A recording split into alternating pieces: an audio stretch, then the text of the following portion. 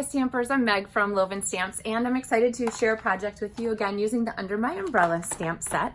And this one features the Ornate Garden Designer Series paper also, but it features one of the foiled sheets. Can you see that nice gold foil on there?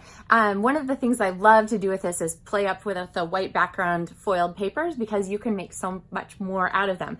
And so our technique for this card is going to be a spotlight that uses the Stampin' Blends markers to really highlight and add a focal point to our card. So this is another technique that you can also do. Here's a second card with the Ornate Garden. This is like a 2-for-1 video.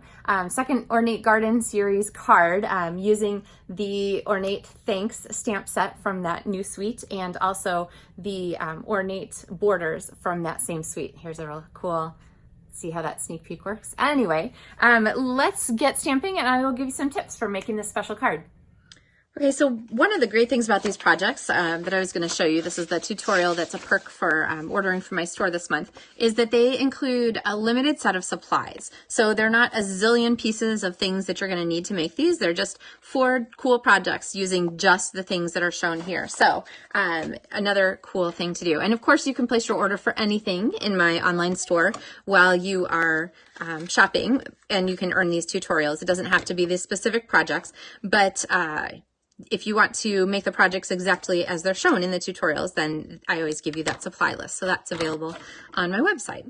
All right, I just had to add a little bit of this Ornate Garden ribbon here, which is really pretty. It comes in 2 colors, actually, the olivey color and the terracotta, and we're going to use terracotta for this one. So let me kind of get started showing you the technique for the background of this. So this is the Ornate Garden Designer Series paper. There's some pretty daisies on one side, but we're going to actually use the other side.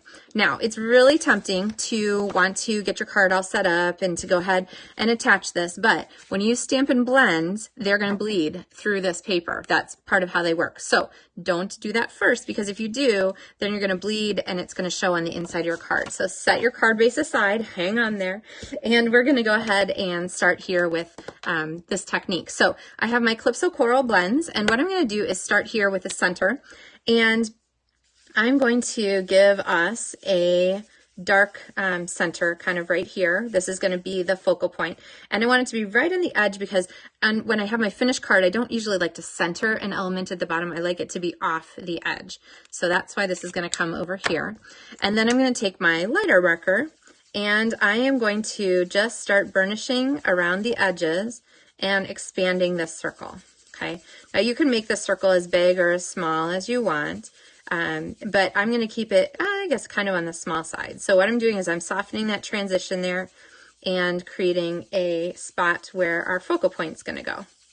Okay. All right. So you can see that that bled kind of to the back and even underneath. So think about what's on your surface of your table. Okay. And remember, I want this circle to look like it's kind of like this. So I went ahead and brought that down here at the bottom and at the top. All right. Okay, so I'm going to set those aside for a moment, and now I'm going to put this card front together. Oop, that's the finished one. I'm going to put this card front together. I have a piece of terracotta tile. Actually, I think the ribbon's terracotta tile, not Calypso Coral. It's probably a decent match for both, actually. I think you could go either way. They're all kind of in the same color family. And I'm going to align this terracotta up here at the side. And then this piece, I'm going to go ahead and adhere, but I'm not going to adhere this far edge because I have to get my gold line under there. So I'm going to go ahead and pop this down, and you can either go, whoops, right to the edge, which is almost where I am. Now, you'll notice I didn't peel that back, like, whoop, because what that would do is it would break all the fibers in this paper, so then I'd have a peeled paper. What I did instead was I pulled sideways, so like this, because I wanted to just release the adhesive, not break the fibers in the paper. Okay, so there we go. Now I've got that set, and now I have a spot to go back and stick my gold layer. And this is the gold foil sheets, which are a perfect match for the gold foiling in the Designer Series paper. And I can slide this under. Now there's some other ways you could assemble this too, but this one just happened to jump into my head right at this moment. And now I'm going to go back and add some adhesive here that goes ahead and puts that down. Remember, always burnish from the back side. I'm pushing with my fingernails like that. You don't want to burnish on the side that has ink on it because you never know what might just have a stray spot that's not quite dry. Okay, now we have some stamping to do. So photopolymer stamps don't have foam on them. So of course I'm going to add my foam layer, and then I'm going to start stamping. And all of the stamping for this is done in soft suede, which is one of the classic ink pads.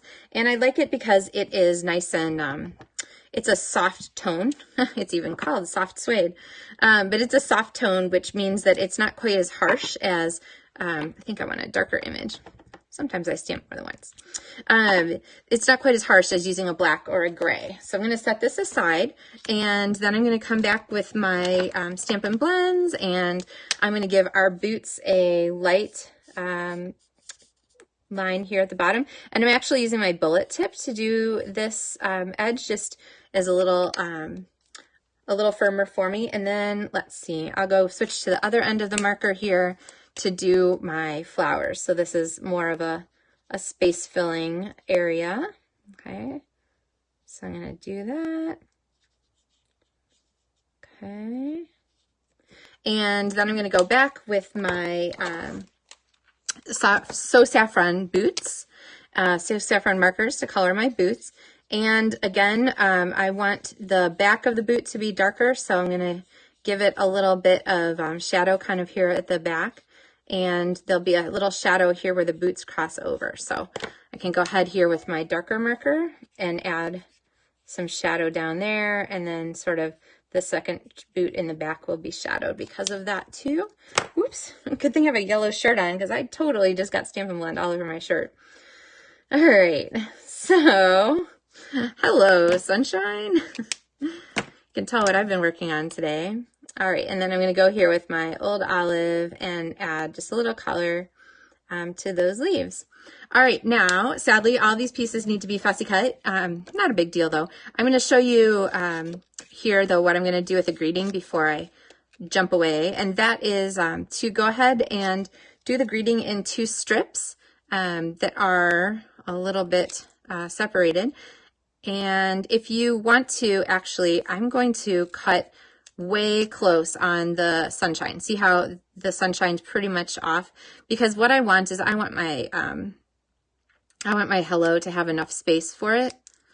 So I don't want it to be too crowded by the edge of the paper. So then I'm going to go ahead and go back with my other sunshine and cut away so I'm close there. See how close I am to the hello? But what that does is it makes the greetings pieces just look like they stand nicely on their own, even though we're one little stamp, because we're going to attach them separately. Okay, and then fussy cut the boots. Remember all you need to know you learned in kindergarten about being kind. Remember to send cards, reach out to people with a smile, send one in the mail if you can't see them in person, but also don't turn your scissors when you cut.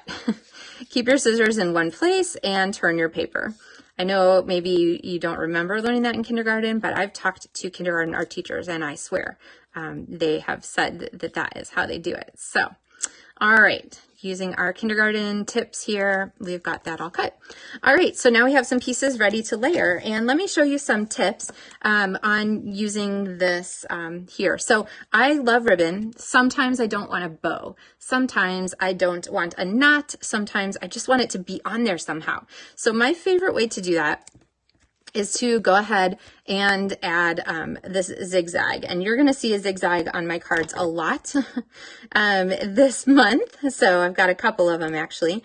So what I'm gonna do is I'm kind of coating the back here with some Stampin' Dimensionals, and edgings are great pieces. So it's just the dimensional edge right here. Okay, great thing to use. And then I'm going to flip this over to the front with that adhesive exposed, and I am going to kind of go once across. I'm going to fold this back on itself, and then I'm going to go across one more time. And let's see, did I catch it? I did. I think actually I'm going to move this one up just a little bit so that I have a little more to go diagonal down here at the bottom. Okay, so you can see our ribbon is all caught up by our dimensionals, and I'm going to trim that end so it looks nice. Now there's not much dimensional showing, so I wouldn't rely on that to hold my card in place. So you could do a couple things. You could use tear tape, you could use the green lid glue, which is actually called Tombow multi-purpose liquid. Ugh. I know the item number, it's 110755. Anyway, it's the green lid glue and it's good stuff too. So, all right, I'm just going to use tear tape because I had it here. And so I've got tear tape there, and now I'm going to use our focal point here to decide where I'm going to put that. So it's going to go right in the center of our visual focus. And then I'm going to use more strips of the Stampin' Dimensionals to put here on the backs of our greetings. Okay, 1 and 2. And then I'm going to put these on. So we've got a hello, and we've got a sunshine. I think sunshine's nice. It's gotten cold where I live recently. That's okay. Spring will be here. I know it. And then I'm going to put a dimensional on the back of this and pop this kind of here along the back of our boots. So, all right. See how we've created a fun focal point there with our boots and our Stampin' Blend. So here's another version of this card. You can see a lot of the things that are the same. I used that same focal point. Here I didn't use the Stampin' Blends. I used a sponge dauber like this and my ink, and so I daubed ink terracotta tile onto the card. But then I did that same zigzag ribbon trick and the same splitting up greetings to really kind of bring that focal point. And if you haven't seen them yet, these borders, here I can turn it like that, are absolutely beautiful. This is delicate. I might not send it to a toddler, but it just really is a really pretty elegant border and a neat way to dress up your card. So this is the Ornate Garden Suite project version, and here is the Under My Umbrella product version. And this card is one of the ones that you're going to get the supplies for in the mail if you order at least $50 from my online store this month. That's before shipping and tax. And then this is the second one that you'll be getting supplies for. But anybody who orders in my online store this month will be getting all of the printable tutorials for all 4 of these projects here, which are featuring the same set of supplies. So I just try to make it as easy as possible. Once you've got your supplies gathered, just sit down and make some cards. Make a variety of things that all go together. That's really one of the advantages of the way I set up my tutorials and my essentially an online class. So essentially a free online class, as long as you're purchasing some supplies for whatever you need. All right, well, thank you so much for watching. I hope that you will enjoy using your Stampin' Blends and working on these kinds of focal point projects, and I look forward to sharing more projects with you soon. Happy stamping!